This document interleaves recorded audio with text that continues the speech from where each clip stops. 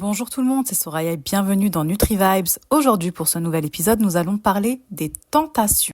Que ce soit au travail, à l'extérieur, lors de repas avec des amis. Comment dire non à la succession de gâteaux? Comment dire non aux gâteaux au bureau? Et oui, on n'en parle pas beaucoup, mais dans la vie professionnelle, on est aussi amené à être tenté. En dehors de la tentation à l'extérieur, la tentation au resto, etc., aux invitations. C'est vrai que moi, j'étais amenée aussi à rencontrer quelques tentations quand j'étais en perte de poids, que ce soit des petits craquages au supermarché, à la boulangerie, que ce soit le gâteau d'anniversaire du collègue, les snacks apportés par vos collègues, les déjeuners rapides, les goûters. En fait, il est facile de dévier des objectifs de perte de poids. Donc je sais à quel point c'est difficile de résister à ces tentations, surtout passe énormément de temps au travail. Donc ici, on va partager quelques stratégies concrètes qui vous aideront à rester sur la bonne voie. Premièrement, identifier les déclencheurs. Tout d'abord, c'est important de comprendre et d'identifier vos déclencheurs. Est-ce que c'est le stress? Est-ce que c'est l'ennui? Est-ce que c'est juste l'envie de faire plaisir aux collègues? Une fois que vous avez identifié les déclencheurs, là, vous pouvez travailler sur les alternatives. Moi, personnellement, ça, je vous le dis tout le temps, je ramène tout le temps mes collations. Je prépare mes collations la veille et je les ramène avec moi. Donc, j'ai toujours à portée de main, en fait, des snacks sains que j'aime. Donc, n'hésitez pas, vous aussi, à avoir à portée de main des collations, des snacks que vous aimez et qui sont bons pour vous. Comme ça, quelle que soit l'envie, quand elle vous prend, vous avez une alternative à portée de main. Ensuite, autour de vous, que ça soit au travail ou dans la vie quotidienne, n'hésitez pas à communiquer autour de vos objectifs. Je sais que c'est pas toujours facile de dire non, surtout dans un environnement social comme le travail par exemple, mais c'est essentiel d'apprendre à poser des limites. Et une des techniques efficaces, c'est la déviation positive. Ça veut dire, au lieu de dire non directement, on va rediriger la conversation vers un autre sujet. Ou alors proposer une alternative saine. Par exemple, si quelqu'un vous propose une part de gâteau, vous pouvez répondre « Merci, mais je vais opter pour un fruit. Je vais prendre du chocolat noir. » et dire que vous êtes dans cette optique de faire attention. Il n'y a aucune honte, c'est pas très grave. Moi, je l'ai dit plein de fois et tranquille, il n'y a pas de souci. Donc, vraiment, il n'y a aucune gêne à avoir. Vous avez un objectif et en fait, faut que ça soit clair là-dedans. Faut que ça soit clair et qu'il y ait aucune honte et que votre objectif ne passe pas non plus en 3e, 4e, 5e position. Vous voyez, donc n'hésitez pas. Et puis même vous, quand vous apportez vos collations, que ça soit au bureau ou lors de repas, entre amis, etc., n'hésitez pas à les apporter et à les partager.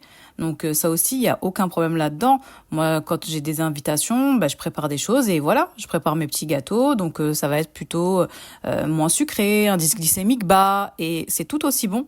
Et ça permet aussi de rester sur son objectif et aussi de contrôler un petit peu ce qu'on mange sans être dans le contrôle focus, attention, mais de montrer en fait que manger sainement et faire attention, ça peut être également très délicieux. Et en vrai, les personnes autour de vous seront déjà super contentes de partager cet objectif et puis vous verrez qu'ils vous encourageront. En grande majorité, ils vont vous encourager. Et rappelez-vous, que dire non à une tentation immédiate, c'est dire oui à vos objectifs à long terme. Je répète, dire non à une tentation immédiate, c'est dire oui à vos objectifs à long terme. Chaque fois qu'en fait vous allez résister, faire attention, vous allez renforcer votre volonté. Donc imaginez qu'en fait chaque non à des tentations, des gâteaux, etc., ça vous rapproche un peu plus de la personne que vous voulez devenir. Donc prenez vraiment du recul sur toutes ces tentations, sur ces envies de craquage constamment. Vraiment, prenez du recul par rapport à ça. Ensuite, pour contrebalancer et être effectivement dans l'équilibre, pardonnez-vous les écarts. Si c'est le cas, pardonnez-vous les écarts. Ne soyez pas trop dur avec vous-même. L'important, c'est de se remettre vite sur les rails, dès que possible. Un petit écart ne va pas ruiner vos efforts. Je répète, un petit écart ne va pas ruiner vos efforts. Vous savez, qu'est-ce qui va ruiner vos efforts? C'est l'accumulation. L'accumulation de tous ces écarts, là oui. Donc c'est pour ça que 1, 2, de temps en temps, etc., ce n'est pas grave. Mais l'accumulation, l'enchaînement, là oui, il faut faire attention. Donc soyez bienveillante avec vous-même. Donc vous l'aurez compris, résistez aux tentations, que ce soit au travail, aux sorties, en repas, etc. Ça reste un défi, certes, mais qui n'est pas impossible.